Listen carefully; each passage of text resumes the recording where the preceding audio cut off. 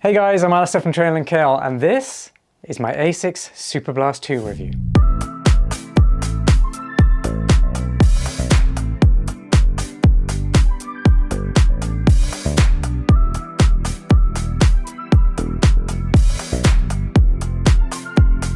Let's start by addressing what type of shoe the Superblast 2 is and who it's going to be best for. This is a super trainer, which means it's very much a daily trainer which can handle a wider gamut of training runs than just the standard daily trainer. And what I mean by that is it can very easily handle fast runs. So think runs like speed training sessions and intervals, that kind of stuff. But also it can handle those slower paced long runs or even recovery runs. Effectively, this shoe can replace around 3 of your training shoes if you do have multiple training shoes. Yes, they're more expensive, but that versatility does make super shoes worth the money, generally speaking. And this versatility generally comes from the midsole of a super trainer. And the idea behind a super trainer is it can replace quite a few of your training shoes, but also that kind of means you only need 2 shoes in general, meaning you have your one super trainer or training daily trainer shoe, and then you would swap it out maybe for the ASICS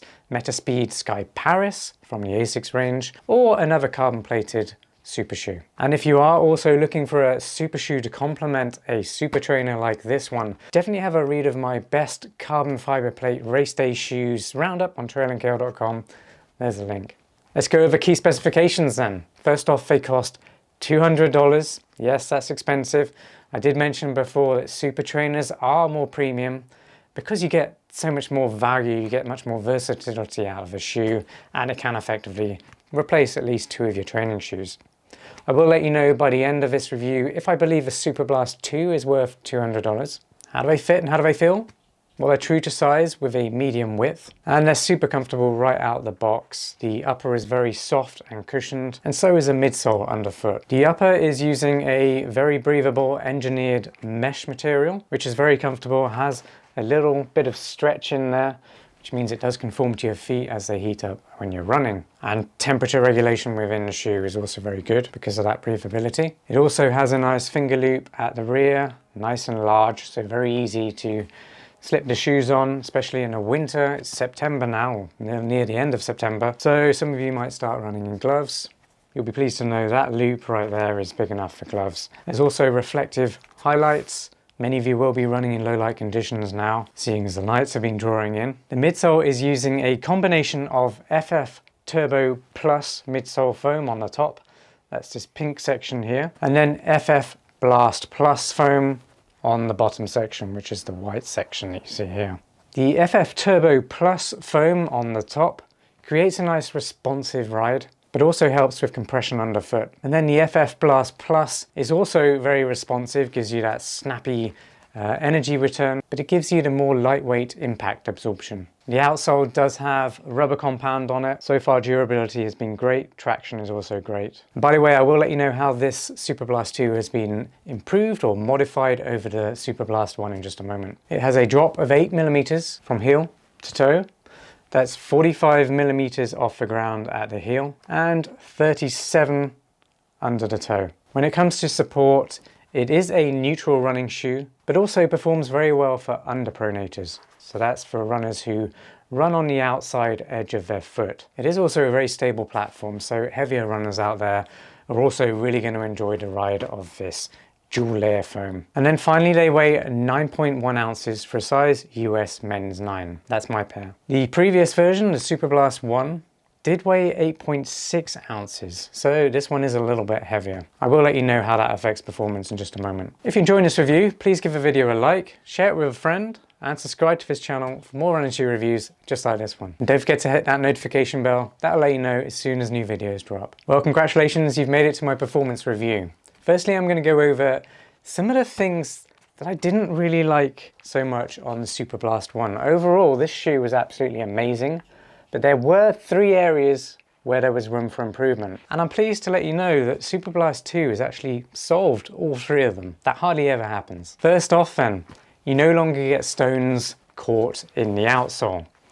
The Superblast 1, it had these kind of sections here that allowed for stones to get squished in between and just stuck, so you would have a little stone along with you for the ride. I have tested these out on gravel sections and that doesn't happen. So it's awesome to see that ASICS has fixed that issue. There was also a problem with the heel lock on the Superblast 1. I had to use the racer's loop heel lock method, which you can see here, and that basically gave me a much better heel lock on the Superblast. So I was able to fix that. But Superblast 2, they've improved the upper design and the sport and how it actually locks your foot within the shoes. And then finally, the upper is now more breathable. That was the only other issue I had with the Superblast 1. Now granted, I was running in very hot conditions, but it wasn't the most breathable upper. And you can kind of see, if you look at them side by side, kind of just looks less breathable. This one you can actually see the much wider knit here, which allows for more airflow to go through the upper. So that's absolutely awesome. ASICS has solved the 3 things that I called them out for. Let's talk about the ride then. The ride is absolutely fantastic. It is a super trainer, but not all super trainers manage to create a very cushioned ride, which is also very responsive. But the Superblast 2 manages to do it really well. And this combination of foam really does give you fantastic energy return. So it is actually quite a stiff shoe, but when you're running on it, it does compress very well, but it stores that energy because of that stiffness in the foam. It stores it and then releases it, giving you that bounce and springiness or responsiveness when you're running. That's what allows you to run fast in these shoes. But because of the high stack height and this smart dual layer foam, you get a really nice cushioned landing as well. So it just feels amazing. When I'm testing running shoes, I do like to see how they perform over a wide range of paces. Because of course, there's going to be many of you out there who run at different speeds. So I need to check how they're going to perform at those different speeds. And I can tell you, I was running at 4 minutes per kilometer, all the way up to 6 minutes per kilometer in these running shoes, just to see how they perform over that wide range. And they're excellent throughout. So very snappy and responsive, but when you do start slowing down at that slower pace, they're very cushioned as well. So that's what makes them so good. I also like to test how they perform when you're running on your forefoot, or how they perform when you're running more as a heel striker. Once again, so many different types of runners out there, so I have to test this. Again, I have to say, they perform really well on the forefoot. There is enough cushioning on there to benefit from the cushioned soft landing, but also that's really where the flex point is, so I get the nice responsiveness. That's why they perform very well as a fast shoe. Most people who are running faster are going to be running on their forefoot. But when I want to slow down the pace or give my legs a little bit of a rest, I start to land more towards the heel. At that point, they also perform well because there's so much more cushioning in this high stack at the heel. They have a nice soft landing. There is a bit of a rocker there at the heel, which you can see. If you do land on the heel, you get a soft landing, you get a nice roll from the rocker, and then you can get the compression at the forefoot, and you get the nice response and energy return at that point when it releases. So it works throughout the stride for many different runners. It also handles tight corners very well. I do test this as well. So some people are going to be weaving in and out of people if they're running in cities or towns, and it's also stable for heavier runners out there too. I also really like the upper. The lacing system is very traditional, but I like traditional because traditional works, and I'm able to get a very nice secure fit very quickly with this lacing system. When it comes to actually running, the upper is also super soft. I mean, you can see here around the collars and the heel counter, it's so plush.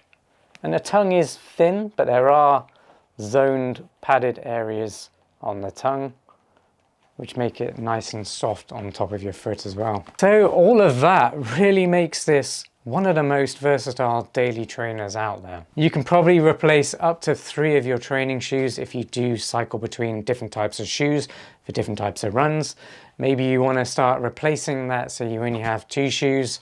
You've got your highly versatile daily trainer and your race day super shoe. This will really sit into your running shoe lineup very nicely. And then when it comes to features or things that adversely affect performance, well, you know what? There's really not that much. You will have noted earlier that I said it is slightly heavier than the Superblast 1 from last year, but you know what, I don't feel that extra weight affecting performance at all. I guess you could say over longer distances, you might start to notice that more. If ASICS were to be able to reduce that weight, then the Superblast 3 is the perfect daily trainer. And that leads me on to, are they worth $200? It's a lot of money for a daily trainer, but it's a crazy versatile daily trainer. It's a trainer that can replace 2 to 3 of your training shoes, and it's very well built. It's very durable. Everything about it is premium. It's fun to run in.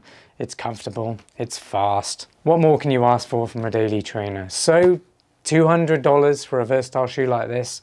Yes, it's 100% worth it. You're going to get a lot of use out of this shoe.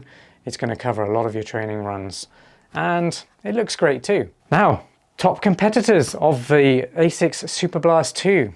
Well, definitely head over to my best daily trainers roundup on trailandkale.com. On that roundup, you'll find all the best performing daily trainers that I reviewed in the past. Only the best make it onto that roundup, so you can be rest assured if you choose any of the shoes on there, you shouldn't be disappointed. Well, that's it for my ASICS Superblast 2 review. I really hope you enjoyed it. If you did, please give the video a like, share it with a friend, and subscribe to this channel for more running shoe reviews and running shoe roundups just like this one. Thanks again for watching, and I'll see you next time. Peace.